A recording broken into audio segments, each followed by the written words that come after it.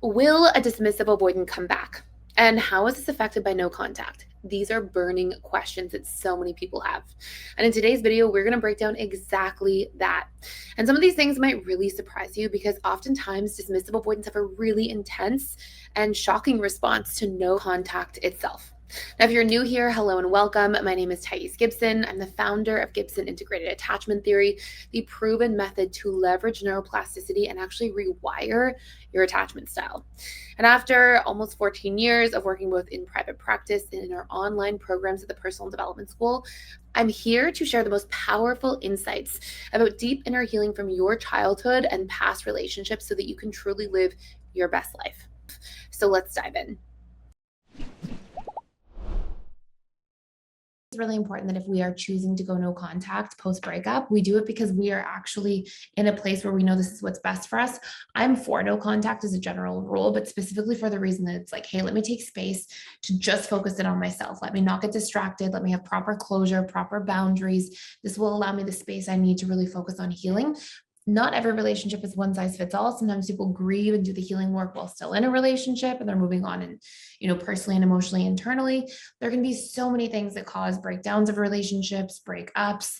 And what I really want to sort of like focus in on and during here is just what the dismissive avoidant is feeling once somebody goes no contact with them, because I want to shed some light on this for dismissive avoidance to recognize what stage they're in, and also for exes of dismissive avoidance to understand if you're going no contact and you're not seeming to get like the response you're looking for or things like this, there can be many reasons for why. And it's important to recognize, hey, do no contact for you, not to get something out of the other person. But anyways, we're going to do a whole series on this. So I hope you enjoy. And if you have questions about this stuff, let me know in the comments below and I'll try to add this stuff into the series or into my next batch of recording things going forward. So with all of that being said, the very first thing, and remember, some of these stages will depend a little bit where you start off based on like how long were you in the relationship, what is the attachment style that's going no contact with the dismissive avoidant post breakup, some of these things, but these tend to be the general path that gets followed. The first stage is the dismissive avoidant tends to feel relief at first. They tend to feel like, okay, I have space. And this generally happens for dismissive avoidants post breakup. They feel this like weight lifted off their shoulders, like, okay, these problems, the chaos I couldn't solve, the things that weren't going right in relationship, they see those things removed. And this largely has to do with the fact that dismissive avoidants are in their feelings minus their fears. And so dismissive avoidants tend to like have their feelings, but then the more that like neurochemical cocktail of like attraction, bonding, well-being, all these things that happen with phenylethylamine, oxytocin, serotonin, all these things, when we get into relationship with somebody, they start to subside and fade away. And then all of a sudden, a lot of these fears, when a DA is feeling more vulnerable and more connected to somebody, tend to kind of like come up more strongly. And so they sort of get relief from the fear when that space is gone, or that space is there and that person sort of is stepped back and gone. And so originally they have that sort of relief. Now this doesn't last for that long. And eventually they start to notice stage 2, which is this change in a pattern. And they start to become curious and they start to wonder a little bit. And then they go into stage 3, which is the fear of missing the person. They start missing the person a little bit. They have the space now. Their fears have not been online for quite some time because there's no like request for vulnerability, need to open up, pressure to really bond and connect, the fear of like the impending doom that often comes with that because of the DA's programs at the subconscious level of mind. All these things have space.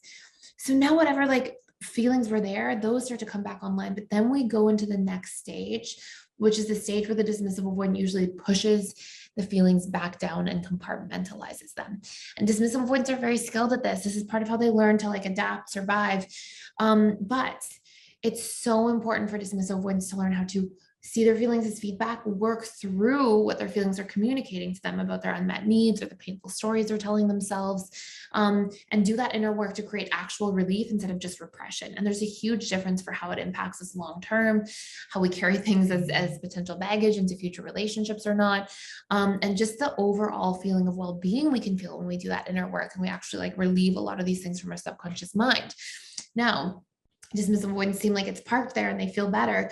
And so much of how they tend to deal with breakups is like, I will do whatever I can to not feel. And that means I don't want a catalyst for anybody. Like if I miss somebody and I'm thinking of texting them and going towards them, I don't want them to hurt me again. I don't want to feel vulnerable again. I don't want to open myself up again.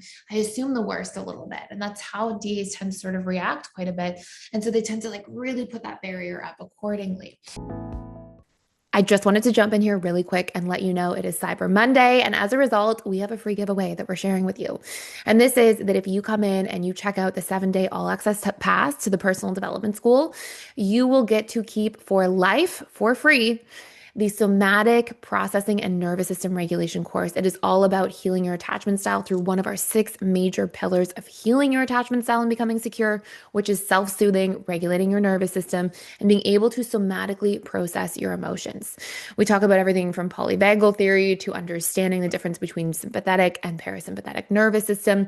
There's really powerful practices for self-soothing and self-regulation that are simple and easy to try, and you will literally get to keep this for life. We're just doing it because it's Black Friday, Cyber Monday time. We will be closing the doors on this at the end of the promotion. So join now while you can, and I hope you enjoy. Now, once we see this like pushing down, like, okay, I'm missing, I'm now pushing down and compartmentalizing. There tends to be this space that arises to go back more into their feelings. And this is the stage for the DA that's like a little bit of a war with themselves. It's subtle. It's not something that's strong, but oftentimes like the dismissive avoidant goes through this internal battle of like feeling something a little bit and then trying to push it away, feeling something, trying to push it away. And they often push it away through creature comforts and coping mechanisms. And in this stage, they tend to really have a lot more of those creature comforts and coping mechanisms become more prevalent. And so like, let's say, for example, it's like eating junk food or like watching television or playing video games or whatever it is that like gives the DA that sense of comfort and security and like escapism. You'll usually see in the stage of no contact post breakup, like a lot of these coping mechanisms become more pronounced. They play video games more, they eat more junk food, they, whatever it might be, watch more television, like these sorts of dynamics tend to grow. And then our next stage is dismissive avoidants tend to sort of grapple with regret a little bit and can feel sort of like, you know, I wish I'd said this, or I wish I did this. And a lot of people will be like, no, DAs don't do that, but they do a lot of the time. Not always. Sometimes they'll just push further down and compartmentalize more and escape more. But it is something that I've seen a lot of DAs sort of reflect upon to a small degree and for periods of time. Then we get into the stage where if there hasn't been some kind of like internal work and improvement, I actually do see a lot of dismissive avoidance, especially if it was a longer relationship, a more meaningful relationship. And especially if they derive like a sense of comfort and security from that relationship, they can often feel quite hurt, alone, and disconnected in this stage. And this tends to be the most difficult stage for the DA, where it's like there's been enough space and time to really like feel and then to really like accept, hey, this is gone. And then to feel like, hey, my creature comforts, I've tried to go in this direction to heal and feel better, but it's not really working. And then it's sort of like there's nowhere to go. And some of that hurt tends to come up a little more strongly. And then we'll often see the last sort of stage is to go back into a greater state of numbness over time. But usually it's after quite a while of feeling a certain degree of pain.